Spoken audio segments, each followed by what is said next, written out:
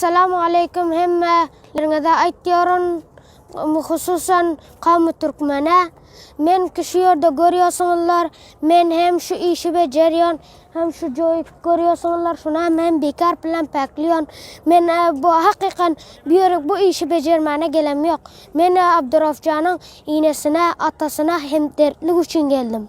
Men takada ettiyon ki devlet Abdurrahcan'ı tidu mahalında billere tapık versin. Eğer hem tapık vermese biller yakşanma günü biterin tadavrat edecek biller. Eğer Abdurrahcan biller elimde getirip vermeseler biller katı tadavrat edecek. O bırakıdan nerekem devlet bol. Devlet da bu devlet fasit bu. Fasit nem için? Billen men görüyorsunlar men garip. Men okak bilem yok nem için? O nem görüyorsunlar ne biyaga. Onam ayttık aktı merdim baydik aytıyorlar. Ol nere bay? Ol bir ortam yana adam. Nem için böttürüyorsunlar? Men ki okak bilem yok. Ol juvanı ki 9 yaşar. Yana ödünü geplecek gepini bilen yok. Onu uğurluyorsunlar. Nem için bu işler ediyorsunlar?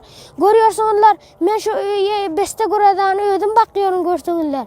Şonda da men bu yere işlemene gelem yok men. Men hem dertlik için geldim. Devlet fasit bu aşağıvanın kulağına yetiştin. Tarih diyek şemigeden hiç bilen dadımı da yetişmezse biller beterin tadavradı edecek. Ve hem görüyorsunlar men şu yerde hem işim elimden geliyor.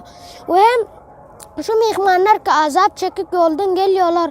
Mutluları tıkık veriyorsun, renglak veriyorsun. Hem ben nem için geldim. Ben şunlara hem dertlik için geldim. Hem şunlara bir peydam yetiştim diye geldim. Esselamu Aleyküm ve Rahmetullahi ve Berekatuhu.